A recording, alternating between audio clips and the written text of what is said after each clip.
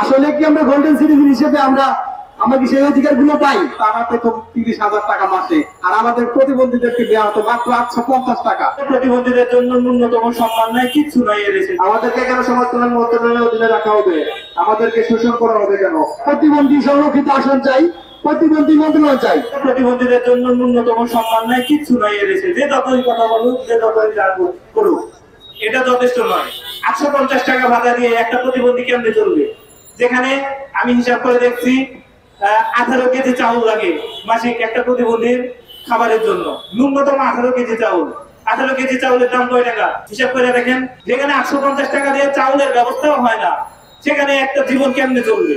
তাদের শিক্ষা গ্রহণের পরে যে তাদের ভিক্ষা করতে হয়, এটাই সবচেয়ে লজ্জাজনক। কেন আমরা কি পারি না দেশের সর্বোচ্চ পর্যায়ে চাকরি করতে? আমাদের কেন সুযোগ সুবিধা প্রদান করা হয় না? এই অবহেলাগুলো যতদিন না পর্যন্ত সমাজ থেকে দূর হবে, আর সমাজ থেকে দূর করার মূল দায়িত্বই হলো রাষ্ট্রের। 3 বেলা খাবার খায়, তাহলে 8 দিন পর্যন্ত চলতে পারে, তার বেশি চলতে পারবে না। তো মাসের বাকি যে 22 দিন 23 দিন রয়ে গেল, সেই বাকি দিনগুলো সে কি করবে? কার কাছে আসতে খাবারের জন্য? নাকি তুফাজ্জলের মতো খাবার খুঁজতে গিয়ে মারা যাবে? আপনারা পিটিয়ে মারবেন প্রতিবন্ধী ব্যক্তিদেরকে। আমার প্রশ্ন রইল আপনাদের সচেতন নাগরিকদের কাছে। শুধু ভাতা পায় 40 লক্ষ প্রতিবন্ধী ব্যক্তি, আর ভাতা ছাড়া প্রায় 80 লক্ষ প্রতিবন্ধী আছে বাংলাদেশে। তো প্রতিবন্ধী ব্যক্তিদের জন্য কেন আলাদা মন্ত্রণালয় হবে না? প্রতিবন্ধী ব্যক্তিরা কেন বঞ্চিত হবে সকল ক্ষেত্রে? আমাদেরকে কেন সমাজ কল্যাণ মন্ত্রণালয়ের অধীনে রাখা হবে? আমাদেরকে শোষণ করা হবে কেন?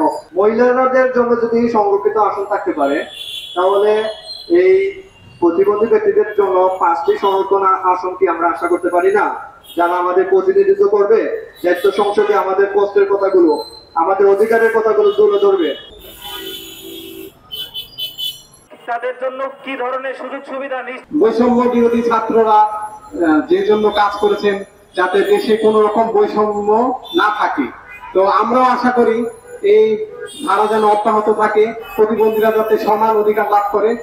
ডক্টর মোহাম্মদ ইউনূস স্যার, উনাকে বলতে চাই যে আমাদের এই যে বৈষম্যের আমরা শিকার হচ্ছি, চাকরি ক্ষেত্র থেকে শুরু করে বিভিন্ন ক্ষেত্রে, তো আমাদের এই বৈষম্য যাতে না থাকে, সেটা যেন সরকার, রাষ্ট্র আমাদের এই বিষয়টা যেন দেখে। যারা মুক্তিযুদ্ধ করেছেন তারা অবশ্যই মানে শ্রদ্ধা পাওয়ার যোগ্য, এবং আমরা তাদেরকে নিয়ে গর্ববোধ করি। কিন্তু এমন ভাবে বৈষম্যের শিকার তারা পেত 30,000 টাকা মাসে, আর আমাদের প্রতিবন্ধীদেরকে দেওয়া হতো মাত্র 850 টাকা। সেটা অবশ্যই কোন রকম মানে কোনোভাবেই কাম্য নয়। এই 850 টাকাতে সে কি হয়? আজকে দ্রব্যমূল্যের যে পরিমাণ দাম, একটা ডিম কিনতেও লাগে প্রায় 15 থেকে 16 টাকা। সকল বিষয়কে সমন্বয় করে যেটা গ্রহণযোগ্য হয়, সে পরিমাণ ভাতা আমাদেরকে দিতে হবে। সেটা 3 থেকে 4 হাজার হলে ভালো হয়। আমরা বলবো প্রতিবন্ধী সংরক্ষিত আসন চাই, প্রতিবন্ধী মন্ত্রণালয় চাই। বাংলাদেশে 80 লক্ষ প্রতিবন্ধী, 80 লক্ষ প্রতিবন্ধী। সরকারি ভাতা তালিকায় অনুযায়ী 40 লক্ষ প্রতিবন্ধী।